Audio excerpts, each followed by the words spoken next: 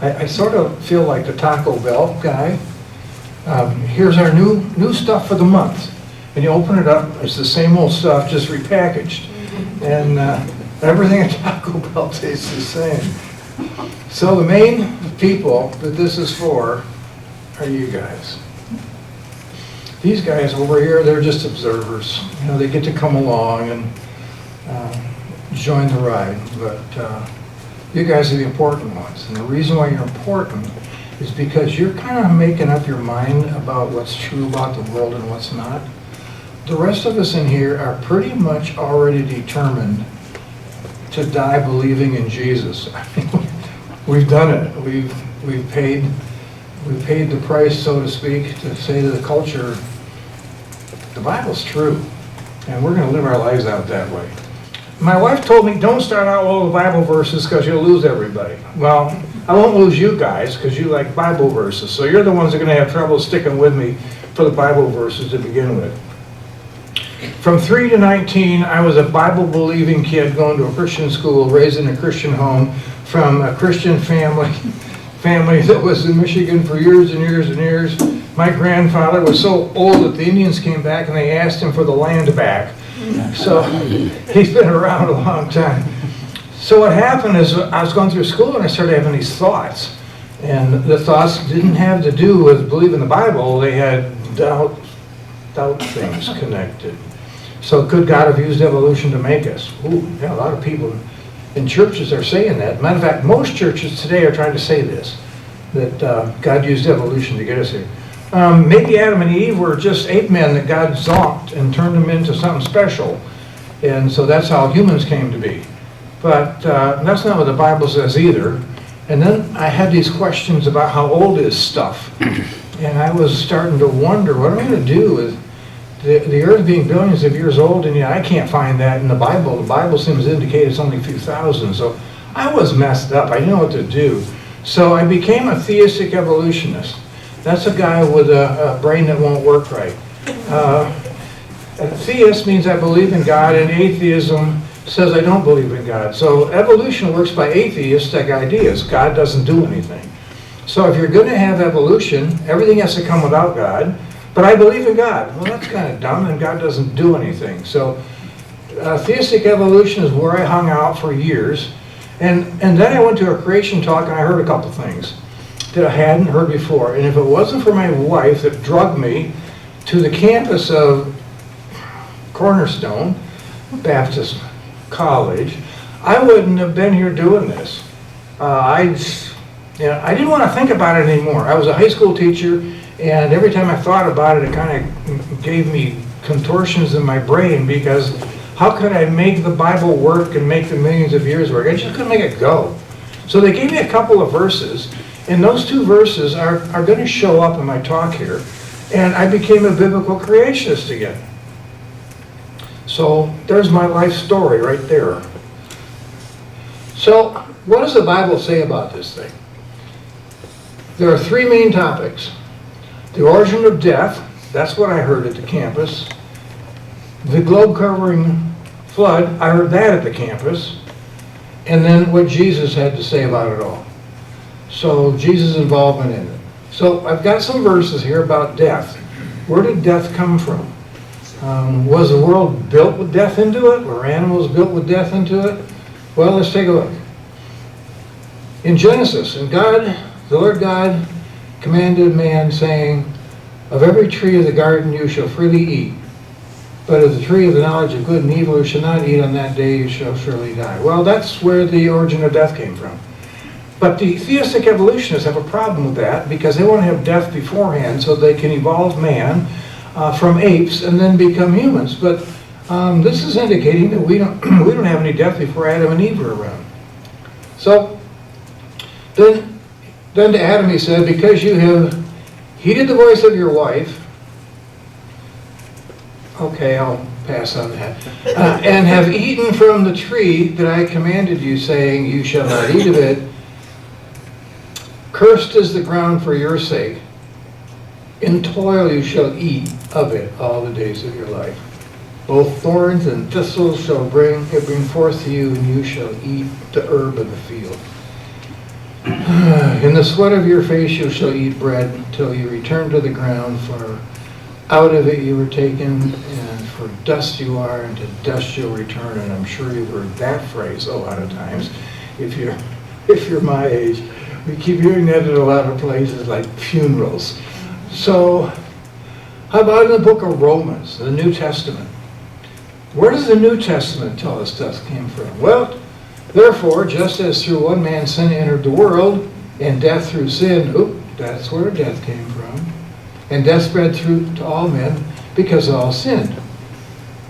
For until the law, sin was in the world, but sin is not imputed when there's no law. Nevertheless, death reigned from Adam to Moses, even over those who had not sinned according to the likeness of the transgression of Adam, who was a type of him who was to come. So what we're told here is that death came through Adam. How about in 1 Corinthians? For since by man came death, by man came also the resurrection. For as in Adam all die, so in Christ all shall be made alive. And the last enemy that shall be destroyed is death. All right, so death is an intruder into the world. God made a great world. It was very good, and then things went wacko, and we got death into it, and it'll stay here until Jesus returns and God takes death out. So, there was no death until Adam sinned. That was the first thing I learned on Baptist college campus. There was no death until Adam sinned. All right, last book of the Bible, Revelation. Then death and Hades were cast into the lake of fire. This is the second death, and anyone name not found in the book of life shall be cast into the lake of fire. And then I, John, saw the holy city, and I'm going to skip all of that and go to the yellow part. And there shall be no more death. Gone. So that's the whole deal about death in the Bible.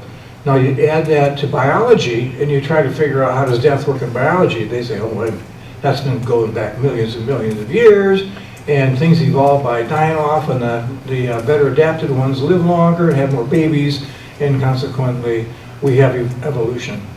But the Bible goes, sorry, you got death wrong. The next one's about a globe-covering flood produced a bunch of mud. So let's look at Genesis. And the waters rose and increased greatly on the earth, and the ark floated on the surface of the water and layered it down. It says, and every living thing on the face of the earth was wiped out, men, animals, all the creatures that move along the ground, birds in the air were wiped out from the earth. Only Noah was left, and those with him in the ark. Now that doesn't include the fish. The fish were down there, they're doing okay. And probably a bunch of other weird things that were in the water.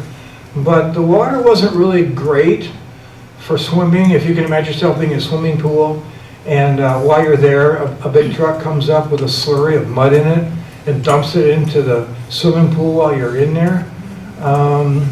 It's not going to be a fun time.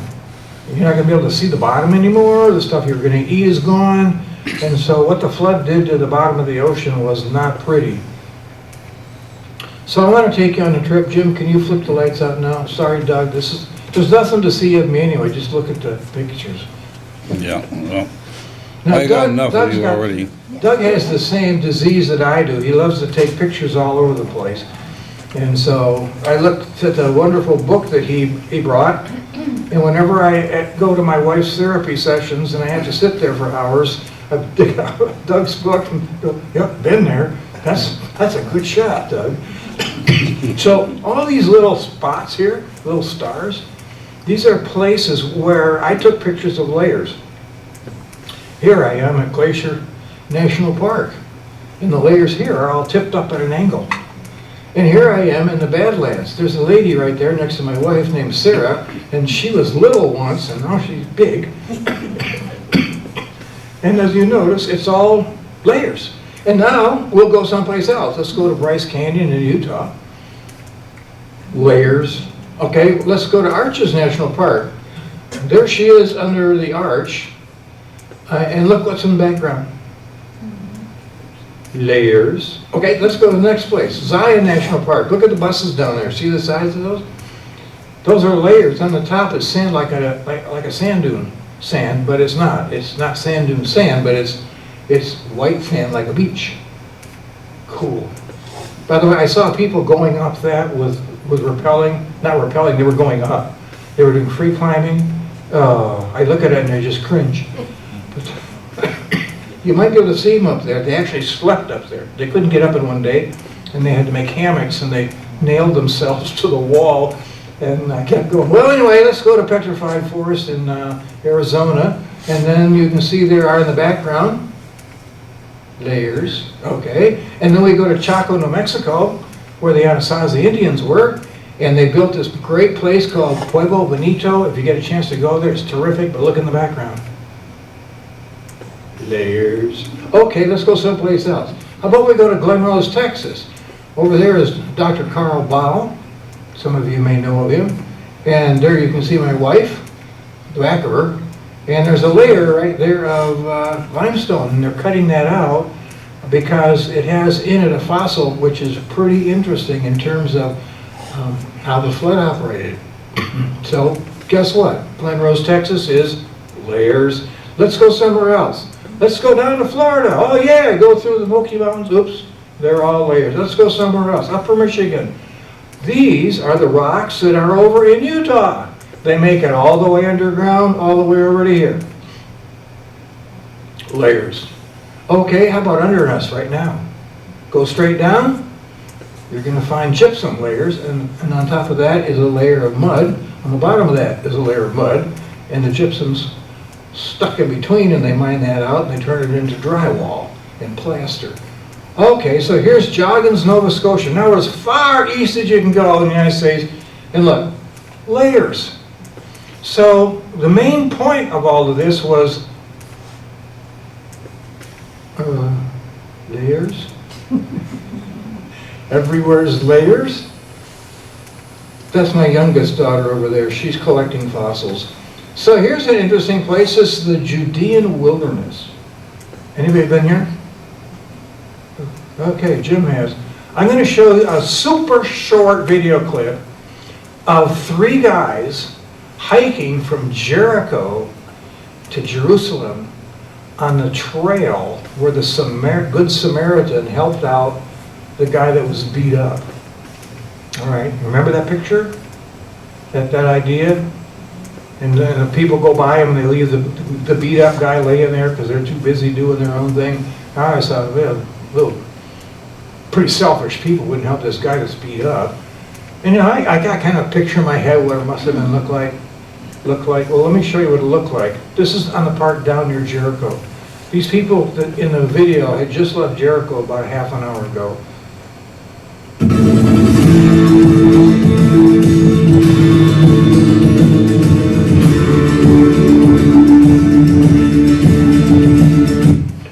That's where the guy got beat up. And this is also where Jesus walked. Because remember, he healed blind Bartimaeus, and he went from here to Jerusalem. Guess where he went? That path. If you want to see this stuff, you can go to YouTube and you can find it by these people. It's Sergio and Rhoda in Israel. Sergio is a Jew, and Rhoda is a Palestinian. And they're married. And they love to go hiking all over the place, and you just saw Sergio with 2 of his friends hiking there. What does this look like? What does this look like to you in the United States? Arizona. Yeah, that's what I was thinking. It's kind of Arizona, sort of like out there. Wow. California's a little bit like that too when you get to the hills by San Francisco. All right, so let's go somewhere else. Go to Africa. There wasn't many layers there, wasn't there? Oh, yeah, I guess so. Well, we can go somewhere else. How about Australia? Seems like these layers are everywhere. Can we go somewhere else? This is Antarctica.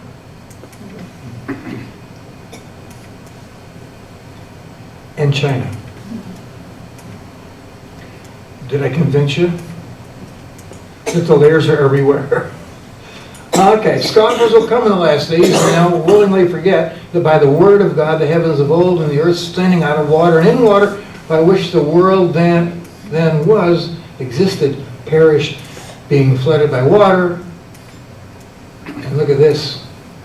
And the heavens and the earth, which are now preserved by the same word, are reserved for fire until the judgment day and perdition of ungodly men. So, you know what? The flood is an example of what it's going to be like when Jesus comes back. It's not going to be a local Jesus coming back. It's going to be Jesus coming back to the whole world. And that's what this is about. So this global flood covered the whole place, and we have layers everywhere.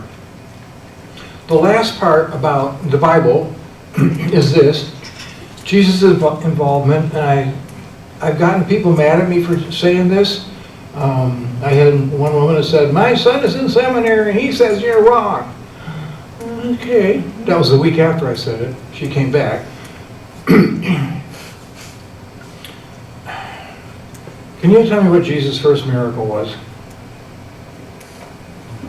Go ahead. See, you're just like that lady was. She says her first miracle is turning water into wine. It's not. Look, in the beginning was the Word. That's Jesus, guys.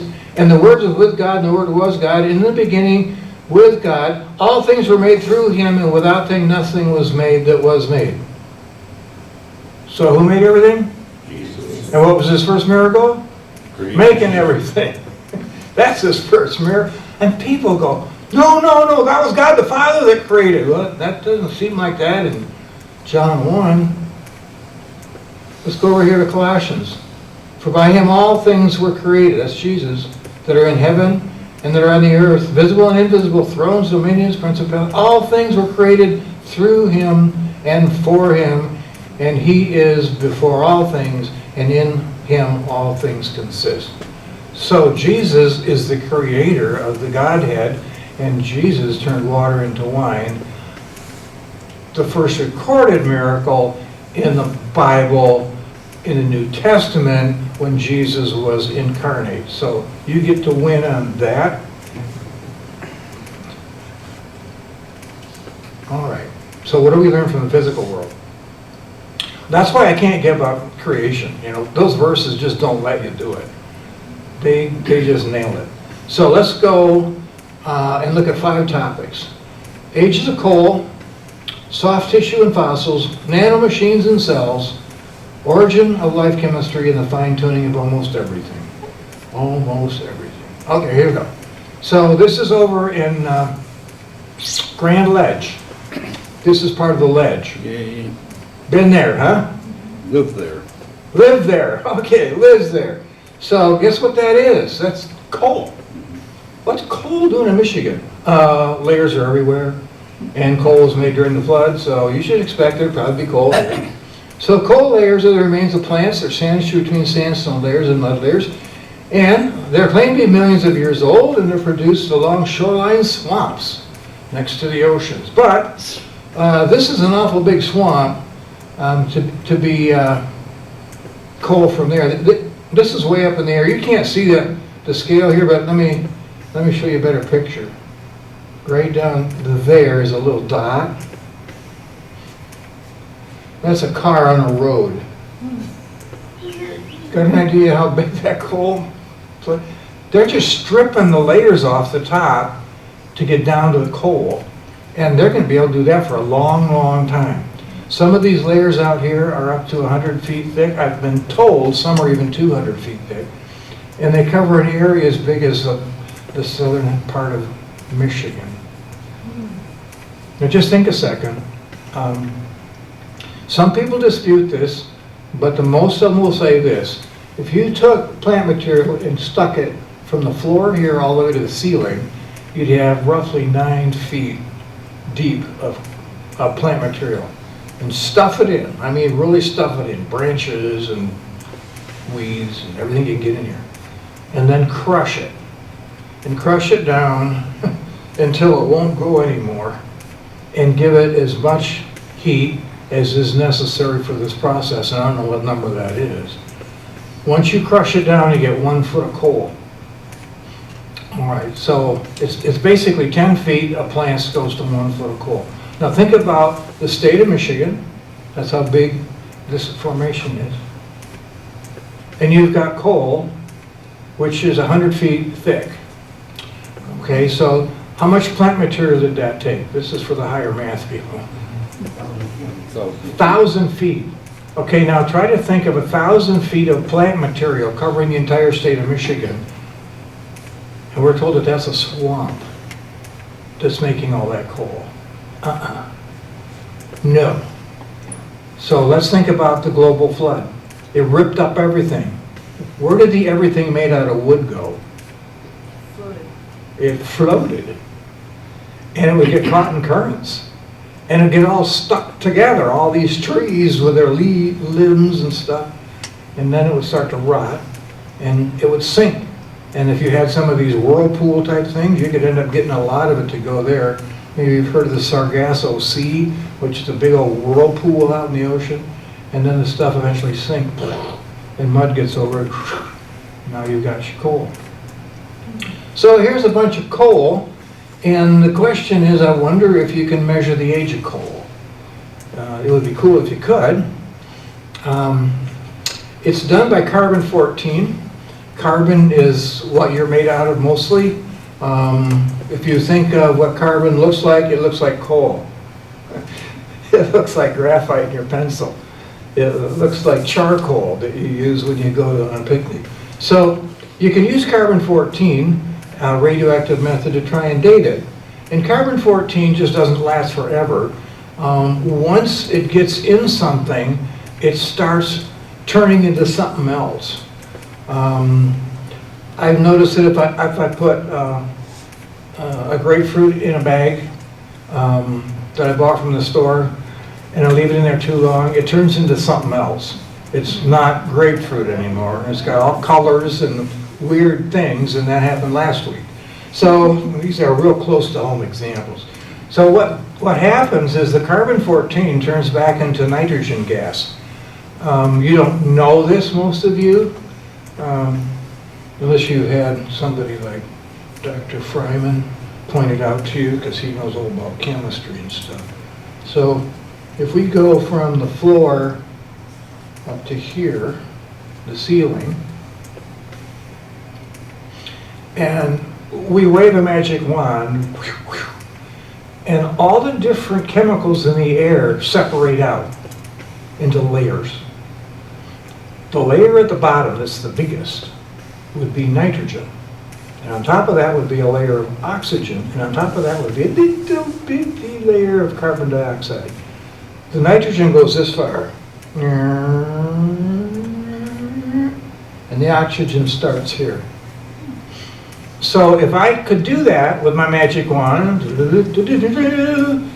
you guys would all be dead in a little while because you couldn't breathe anything because all your oxygen would be up at the ceiling. There's not that much oxygen. And the carbon dioxide is as thin as about 1/8 of an inch up there at the most. All right, so the carbon-14 turns back into the nitrogen. So it just kind of disappears. So how do you get carbon-14 in you? Well, like this. I was supposed to have brought a Geiger counter, but I forgot. So I have my pretend Geiger counter on a movie, if it goes. This thing was giving me trouble today. Go.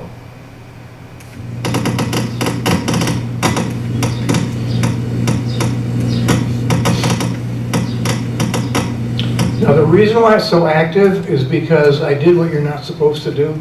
I took, where are they? Let's see one in here. Smoke detector apart.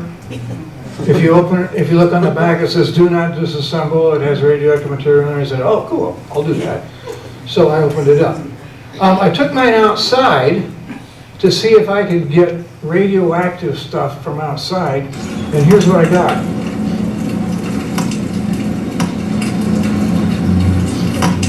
What am I doing? Wait a minute. There's no smoke detector out there. Where's that radioactivity coming from? It's coming from the sky. And those are particles coming from outer space, banging into my little Geiger counter. And here's an illustration somebody did for it. So we got our air, in comes one of these cosmic rays, and it hits nitrogen, bam, turns it into carbon-14. That's where it comes from. It comes from the air. All right, so that's interesting. So how do I get carbon-14 into coal then? Well, the way it gets into coal is this. Our cosmic rays hit the nitrogen, bam, turn it into a carbon-14. And the carbon-14 goes, I could use a little oxygen. Now I have CO2. You know what that is? That's carbon dioxide. Guess what plants eat at night? Carbon dioxide. They eat in the daytime too, and they make leaves out of it, and then this guy goes in the orchard and he eats the apple, and now he's got carbon dioxide in him, which is from radioactive carbon from the air. It's from the stars. So the only way you can, and when he dies, there will still be carbon-14 in his bones. How fast does it rot? Like my grapefruit. Takes a while. On the average, it takes about 5,000 years for the carbon-14 to turn back into nitrogen, turn into a rotten grapefruit. So let's do a little analogy here. If you started with a lump of carbon-14 as big as the whole Earth, after 1,000,000 years, it would all have turned back into nitrogen. There'd be nothing left. So that gives you an idea of how it disappears on us. So some evolutionists have been claiming for a long time that the coal is millions of years old in these different layers. And so some creationists decided, let's spend a bunch of money. And so they did. And they got dates on the coal. This is the evolutionist scale of time. And I want to show you where the coal samples were that were tested. They came from here at 44 million, from here at 106, and they came from here at 306. So this is how old the coal is supposed to be. But remember, after 1 year, if the whole Earth were made of carbon-14, there'd be nothing left. So should there be any in here? No. Here? No. Here? No. There should be nothing. Well, they found it. And they found it in all of the samples. And it didn't matter where the layer came from. It came into about 4,700 years. And you go, well, that didn't help, did it? Because we don't think the Earth is 4,700 years old. 47,000. Well, that's what I was saying. I was just saving the zero for later. 47,000 years old. But the Earth's only 6, so how does that work? Well, it works like this. In the days of Noah, there was more carbon-14 in the air than there is today. And so when they checked out, no, wait a minute, I got this bad. There was less carbon-14 in the air. And so the result is that this coal appears to be really, really old because it didn't have the normal amount in it. It started with less. Let me try an analogy that might help. So I got a candle, and let's say it's a foot-long candle, and this is the kind they use for weddings. And I light the candle, and I find out these wedding candles will go for about an hour. Well, 2 hours. And they're really little things, 2 hours. So if I showed you one of these candles that was burning and it was way up at the top, you'd say, well, it hasn't been burning very long. And if I showed it to you and it's way down here, you'd say, oh, it's been burning a long time. And if I showed you one here, you'd say, oh, that's about half an hour, or an hour, because they burn for 2 hours. Okay, so I come in with another one, and it's half burned out. And you say, okay, it's that high, so it's only an hour. I say, no, it isn't. It's only 10 seconds. Because in the back room, I lit it. I started with a candle this tall.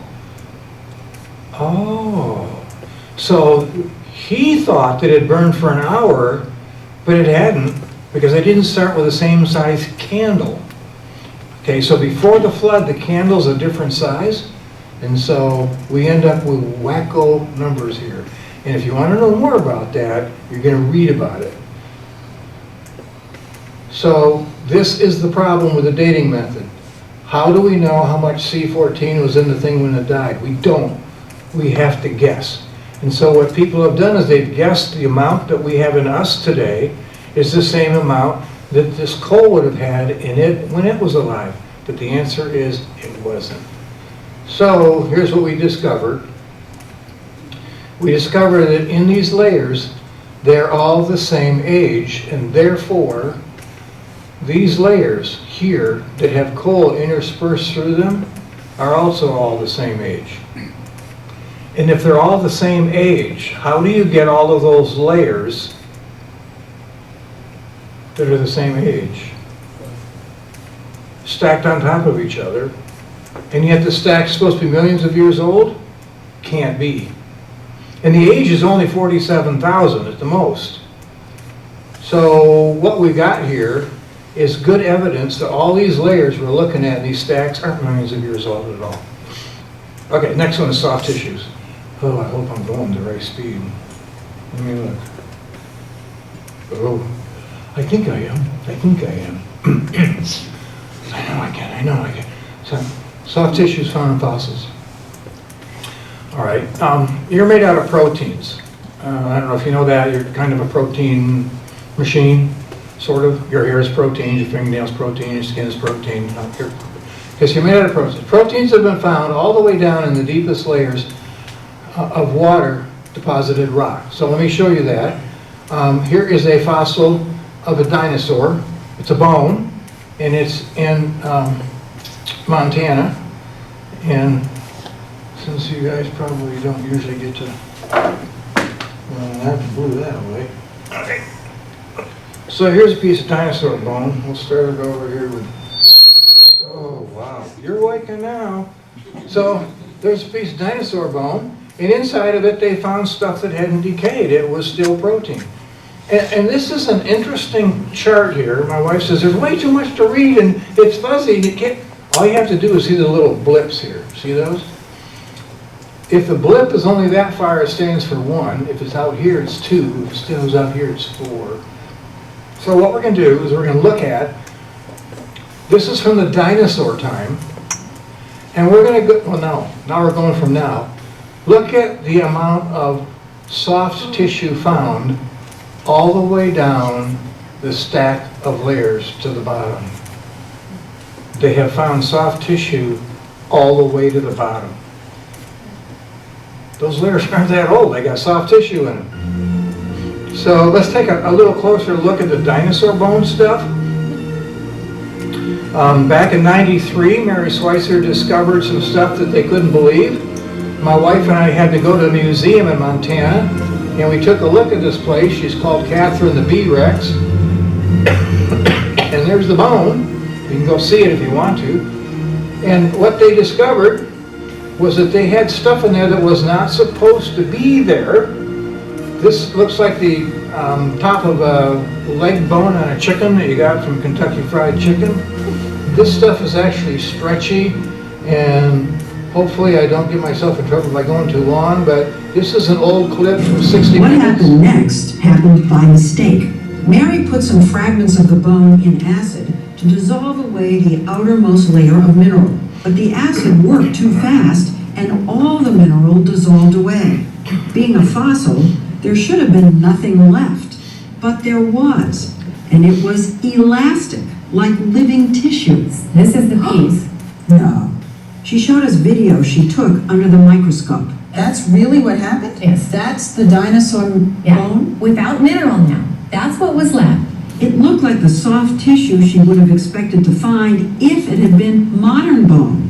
This was impossible. This bone was 68 million years old. So you see this and you think, what? You I didn't want to tell anybody. that you'd be ridiculed, Yes. right? And so I said to my technician, okay, do it again. I don't believe it. And yet, in sample after sample, they were there. Things that looked suspiciously like flexible, transparent blood vessels. She finally mustered the courage to tell Jack. She said she dissolved the bone away and there were blood vessels, and, I was like shocked. I mean, How could that be? How could that be? Yep, it's not supposed to be, because those are supposed to be really, really millions of years old. So, there's my chicken bone from Kentucky Fried Chicken. All right, so they kept finding stuff more and more, and soft tissue proteins are not supposed to last past 10,000 years, and here they're claiming it's lasted for 68,000. And okay, I'll do this one again. You've all seen this, right? Have you seen this? No. No? Okay, I'll show it to you. Okay, so this guy's sitting here, he's gone to a psychiatrist, and the psychiatrist says, why are you here? My wife sent me. Why'd she send you? Because I'm dead. Huh? Yeah, I'm dead, and she told me there must be something wrong with me, because I think I'm dead, and she tells me I'm not. So the psychiatrist says, well, I'll tell you what, you need to do some research. I'm going to send you to some medical libraries and I'd like you to research something. Do dead people bleed? I want to know the answer to that. Come back next week, pay me your money again, and we'll talk about it. So he goes out and he goes to the library and he gets the stuff and he comes back and he says, well, dead men don't bleed. Every article said that. And so this psychiatrist says, really? Yep. They all say dead men don't bleed. So he opens up his desk drawer, grabs a push pin, and stabs him.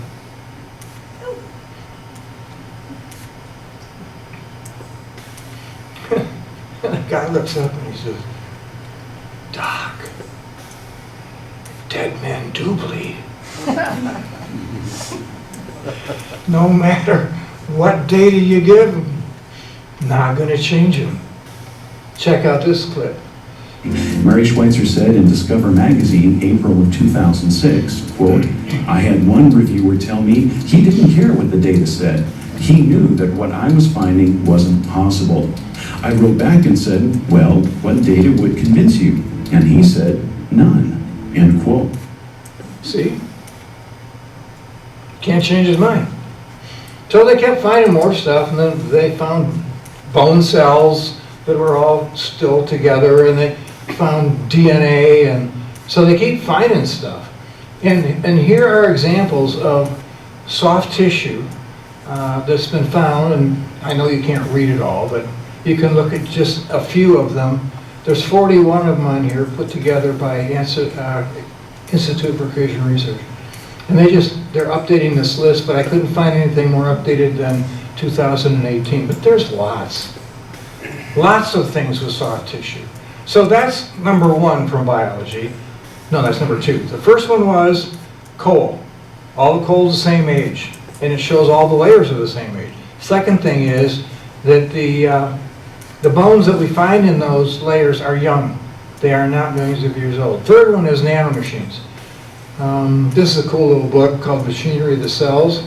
And I'm going to show you some funny little video clips that are online. And Doug, this is where I get myself wondering what we can do with this. But I'll show it to you anyway. So, because you can edit, right? So this is DNA. This is the recipe book that tells your body how to make your body. So when you came into being, you were one little cell with a bunch of stuff like that in it. And it had all the instructions on how to make you.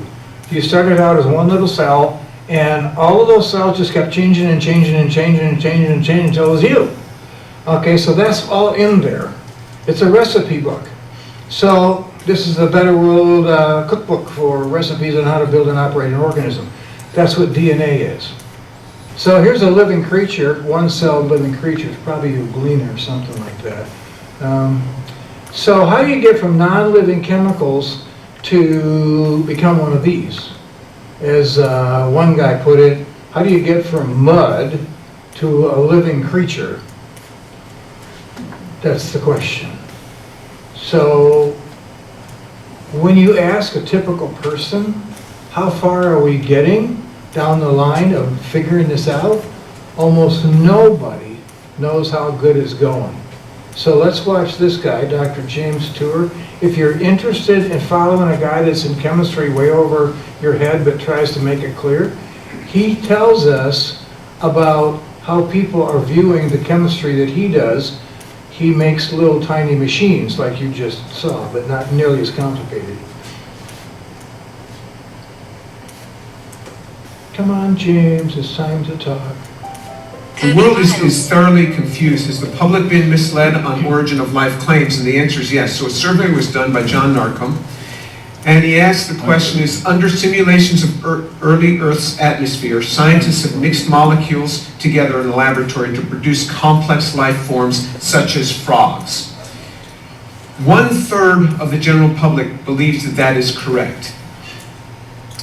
Under simulations of early Earth's atmosphere, scientists have mixed molecules together in the laboratory to produce single-celled life forms such as bacteria. 2/3 of the general public believes that's true. Who's this general public? Well, the average age was 38, half male, half female, and 80% of them held college degrees. Yeah, from associate's degree through PhD. The public is thoroughly confused. I can tell you the answer to both of those is false. Wow. All these guys that went to university are screwed up? Uh-huh. They are. 80% of them believe that we've actually created life. The world, We haven't. So I'm probably over. Let me see. You got, 3 minutes. you got a half hour yet if you want to. Okay, well, I won't go that long, because we'll run out of cookies and then people will leave. Okay, so here's the Stairway to Life. I got this from a book, and so I'm kind of copying them. Here's a non-living chemical down here representation, and what we're trying to do is get up to a bacteria, like that. And these things are really pretty complex. So, all right, so if we're going to go from down here, you got rock, water, air, and energy, and that's all you get to work with. And from that, you have to get 4 of the main building blocks of life. And those building blocks are sugars, lipids, and I brought some example around. This is a lipid. This is olive oil, okay? That's a lipid. Here is an amino acid. A bottle of it. It doesn't say that, but it's a bottle of that stuff. And then I got a bottle of sugars right there. Here's my bottle of sugars. And then the last thing is, here he is, this one here, nucleotides. So I got a bottle of them. So these are the 4 things that you have to somehow figure out how to make out of water, rock, air, and energy. How do you get those? Well, that's the first step that origin of life chemists have to figure out. So let's look at a little video again. Maybe you've seen this contraption before. It's like in every biology textbook. Decades ago, these 2 scientists, Stanley Miller and Harold Urey, made this experiment to try and test if life can come from non-life, abiogenesis, sometimes called chemical evolution. Textbooks count the Miller-Urey experiment and others like it as evidence of this. The pictures painted that with a few tweaks and enough time, they're just a hop, jump, and a skip away from creating life. They contend that under the right conditions, getting the building blocks of life is easy enough.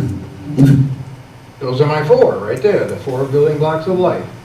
Okay. So, the experiments that they've done, how well do they represent reality? Because these things have to form, remember, on what looks like Mars today. It can't be in a chemist's room. Nobody can be manipulating anything. Nobody can do experiments with them. It just has to happen. One dirty little secret of these origin of life experiments is that they don't actually start with plausible natural conditions. These experimenters, I don't want to say cheated, let's say they cheated. They sort of just cheated. These scientists begin with pure industrial strength ingredients. These are never found in nature like that in such extreme concentrations and purity. Certainly not all in the same location. Billions of dollars worth of precise machinery created and operated by thousands of very intelligent people in labs all around the world over the course of many decades is what gets us to the point where these experiments can even begin. Another dirty little secret of these origin of life experiments lies in the presentation of their results. This is what it looks like. Even Yes. cheating like they did, what exactly do they end up with? The vast majority of what they make is actually toxic garbage. For example, in this paper, over 99% of what they make is not only unwanted, but effectively destroys the building block's ability to form more complex molecules. The very process that makes these building blocks also critically stops them dead in their tracks. A little detail your biology textbook may have left out. The third cheat is something called relay synthesis. They buy industrial strength ingredients to start with, make mostly garbage out of it, but may produce trace amounts of something they wanted. Like in this experiment, they yielded 0.011% of the nucleobase adenine. Then they declare success. These chemicals can technically be turned into adenine, even though it is unavailable to actually do anything because it's surrounded by garbage or consumed by side reactions and would quickly degrade, but whatever, details. Okay, so how about more time? Can you just give it more time? Will it work? Yeah, but given enough time or enough planets in the universe, surely anything could happen. What if we had billions of years? Some problems are not solvable by time. When people assume that lots of time is abiogenesis' best friend, it seems reasonable. But it's exactly wrong. They're not BFFs. At best, they're frenemies. Yes, time gives more opportunities for things to happen, but what's overlooked is that it also gives more opportunities for time to decay and destroy the trace amounts of biotic material that may have been created. Some of these molecules are very fragile. Their half-lives can span from nearly decades, not millennia, all the way down to just days or even minutes. So here we are trying to get the very first step, and in the book there's 12, and I listened to a chemist that was down in Brazil last month talking to Dr. James Stewart, and he said, James, it's not 12 steps. I could document over 2,000 impossible steps that you can't solve. They can't solve this. The other one they can't solve is this handedness thing. When you put chemicals together to make something, a protein, the protein can come out in different shapes. It can have the same composition but different shapes. It's like your gloves. You can have the same amount of sewing in here, but these two gloves are different. You can't put them on different hands. It won't work. Same composition, same structure, but tweaked a little bit so they're mirror images. So sugar happens to be all right-handed. And if I show you a bottle of sugar, see right there it says D, mannose, that's a sugar. D stands for right-handed. If you look up here, you'll see I have D-ribose up here. Why is that? Because it's right-handed. Are all ribose molecules right-handed? No, only the ones that living things use.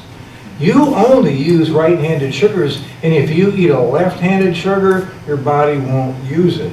It'll probably destroy it and try to change it, but it can't use it in that form. When you take a look at the amino acids that make up the proteins, your body only uses left-handed ones. Here's a whole list of proteins, but take a look at my bottle. There it is, L-tyrosine. Here's another one, L-lysine. When you go to the store to buy these to be a supplement so that you can be healthy, they don't want to give you the one that your body won't use. Your body only uses one-handed or the other. And you know what?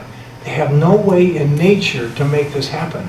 It has to be done with super-duper chemistry in factories. They have no idea how this could ever happen on an early Earth. You always get an equal amount of left and right when you do the chemical reaction. The types of gases that are in our atmosphere, the size of our Earth, the amount of oxygen in our air. By the way, you know, our oxygen is from here to here up. If you double that, you know what happens? All the forests burn up. Once you get a fire started, you'll never put it out. You'll just burn everything up. So let me show you what we're made out of. The main chemical is carbon. And this is my attempt to show all of the different chemicals in the world. This is the periodic table, number 92 natural elements. And if we take a look at those, the only one that you can build life out of is number 6. The first one you know is hydrogen. The second one you know is helium. So hydrogen, helium, lithium, beryllium, Boron, carbon. Carbon, okay. We got the 6, the golden number. This is the only chemical that can do millions of different shaped molecules. And the nice part about them is like Legos. They go together easy and they come apart easy chemically. But not too easily, because otherwise you'd fall apart all the time.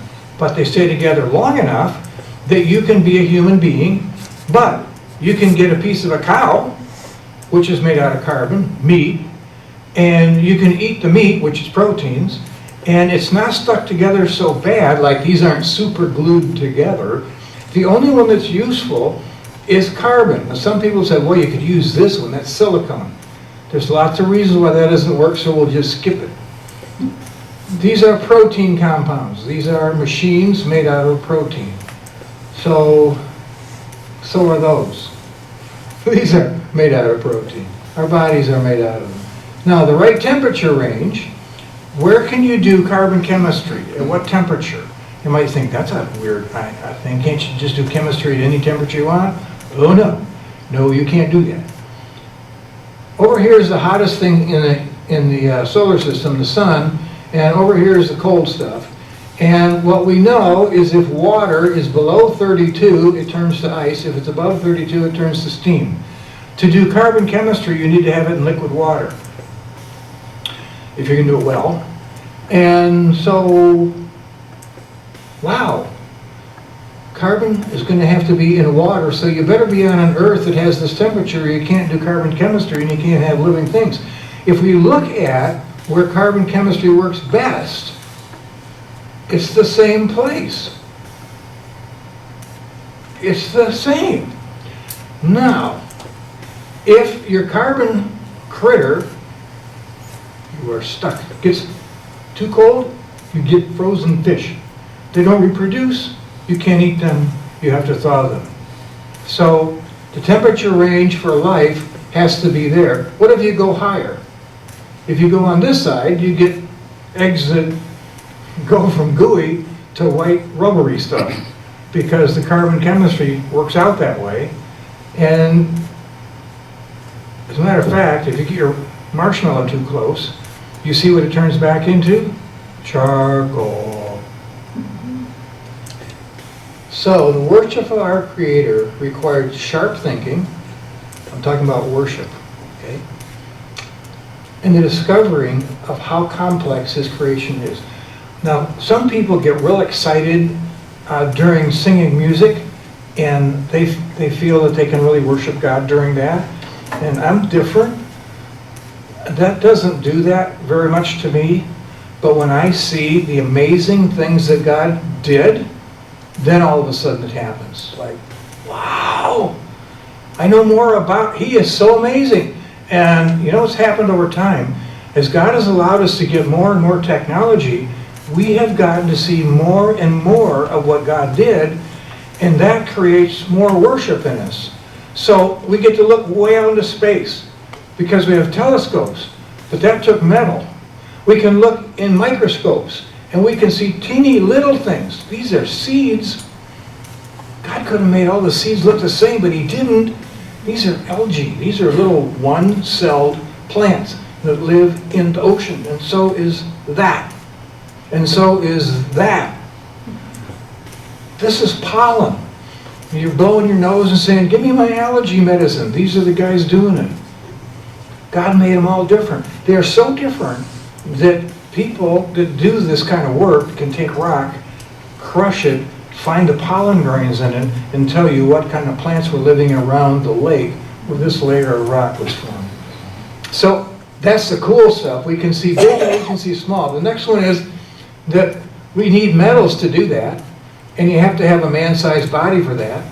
And in order to have fire, you have to have wood and oxygen, and the oxygen's coming from the trees, and the wood's coming from the trees, and you got to have light, and the lights come through the atmosphere, which is just right. It could be cloudy and hazy, so it never came through, but God put nitrogen in it, which is clear, and He put oxygen in it. It's clear, but not to everything. The things that are bad for us that come from stars, it absorbs most of them. The other is we have to have a sun that doesn't blow up every month. And you know, we've been looking at solar flares and people say, it's just going to destroy everything on the earth. Well, yeah. We have the best sun out there. Ours is stable. So it looks like God made the earth for us so that we could get to know Him by looking at what He made. And the result is we go, wow, God, you are really supernatural. So let me just show you the piece that got Jim to tell me he wanted me to show this one. He said, I want you to show the presentation with the flowers. Okay, so how many awesome ways can Jesus make a flower? And I thought, this is going to be boring. So, it's only 3 minutes. So hold up. I think it's, yes, 3. So you pick out your favorite and you tell me which one God thinks is the best.